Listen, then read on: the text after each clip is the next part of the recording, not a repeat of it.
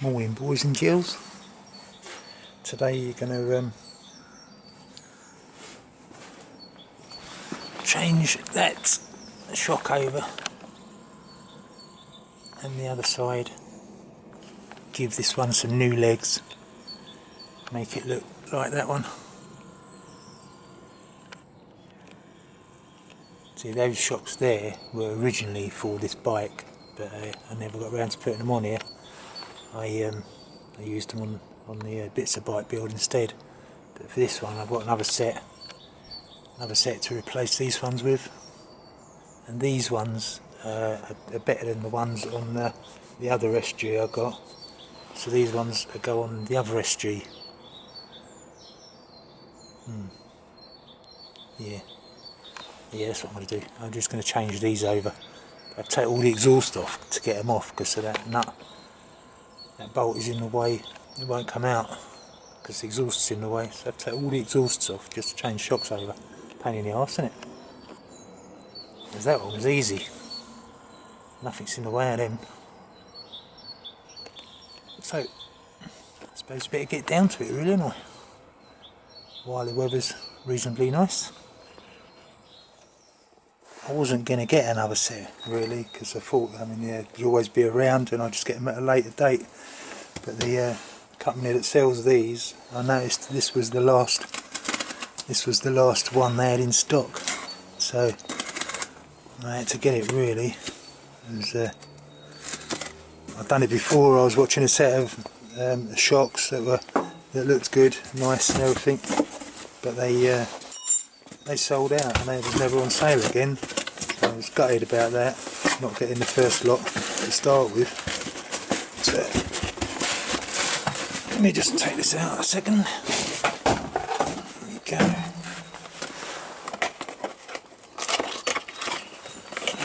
Let's see, look at that.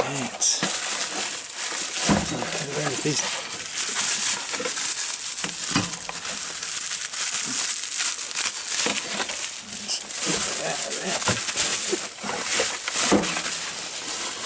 Those kiddies, yeah, they look nice. There's nice chrome work on them. It was £59 UK money. Yeah, I like them. I do like them, and I like the feel of them as well. They're not too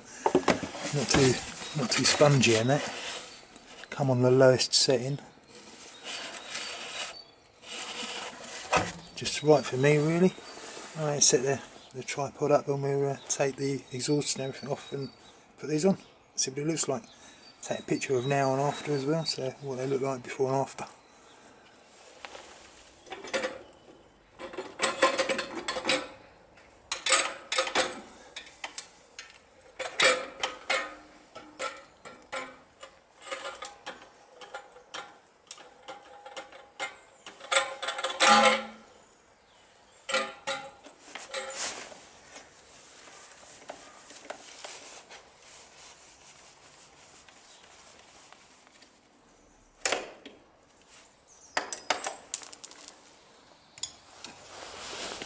These already come with the inserts, and there's only one set of inserts for them because they're for an XS650. Normally you get a pack of different sizes. There's only one size fits all of these.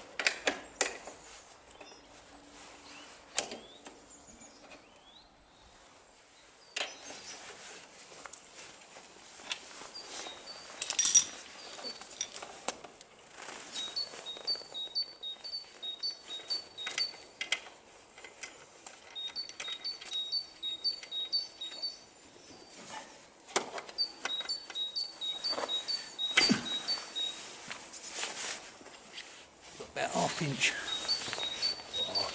got a few mil there.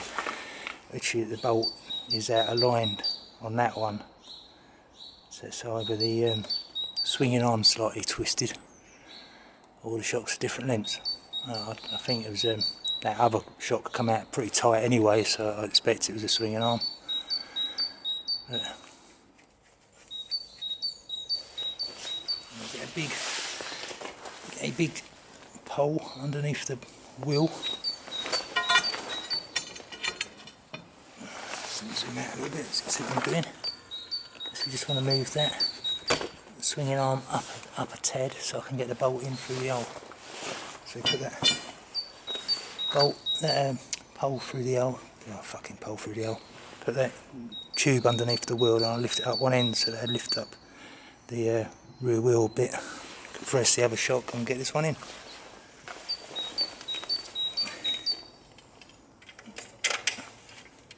Easy as pie.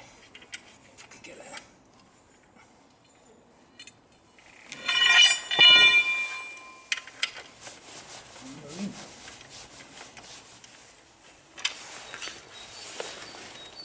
And there you go.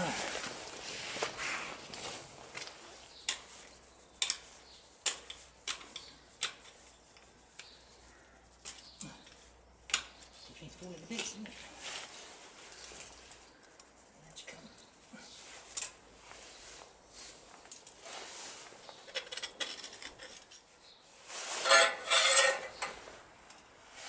Don't fall off.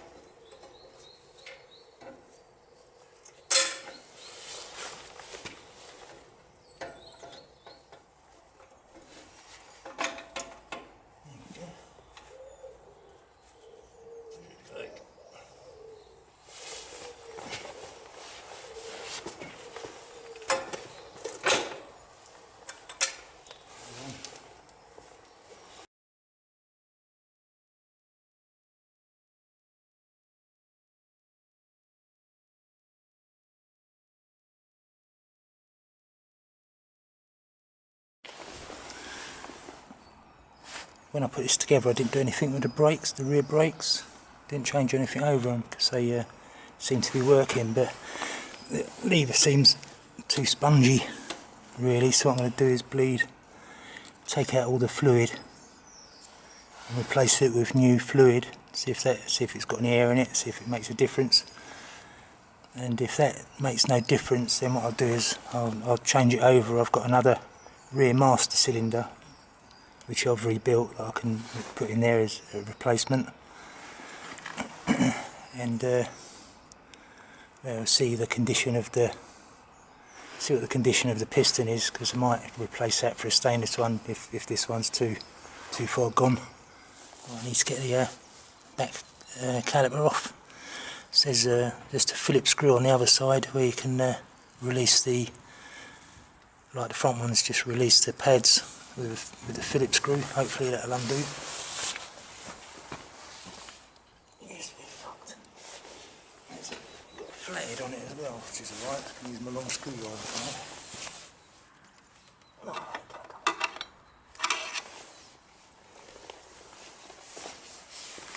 The screw on the other side's well fucking seized on. So we shall improvise and overcome.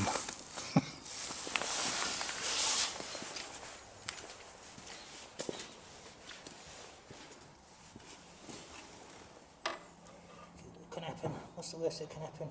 Bend the disc. I've got another disc. Right. Yes. Yes, motherfucker. That worked.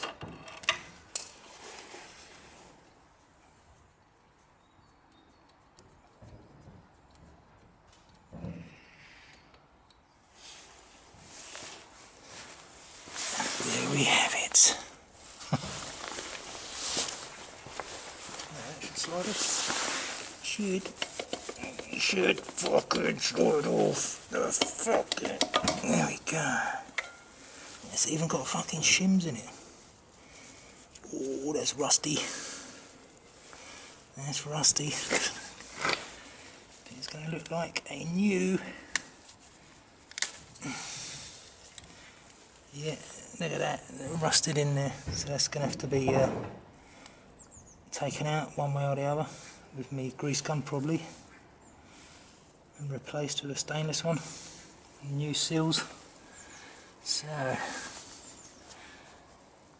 I'll have to get a. Well, I've got the piston out with the trick by filling up, plugging up one hole and putting a grease nipple in the other hole and pumping grease into it to pump the piston out, which I showed you in previous videos. I've come to the conclusion that that's too far gone for me to use it again. As you can see, there's some pitting in there that's going to leak if I even attempt to reuse that really. So that's door stop, and took the old master cylinder off, and put one on which I've reconditioned the other day. So I've got a nice one to go back on. I've cleaned all the tubes out and cleaned all the top and that bowl out. So I'm just going to chuck this back on. Wait till we get the piston for that. I'll put that in and put some nice new grease around it and clean it up a little bit, and then stick it back on the bike. So that's where we are at the moment, and until the next one, when I get the piston, I can put that together. I think I've done a video earlier. I think I've done a video of putting one of these together anyway, so I won't bother video that. I'll just get this together and put it back on the bike and get the brakes working as they should be. Right, thanks for watching, and I'll catch you later.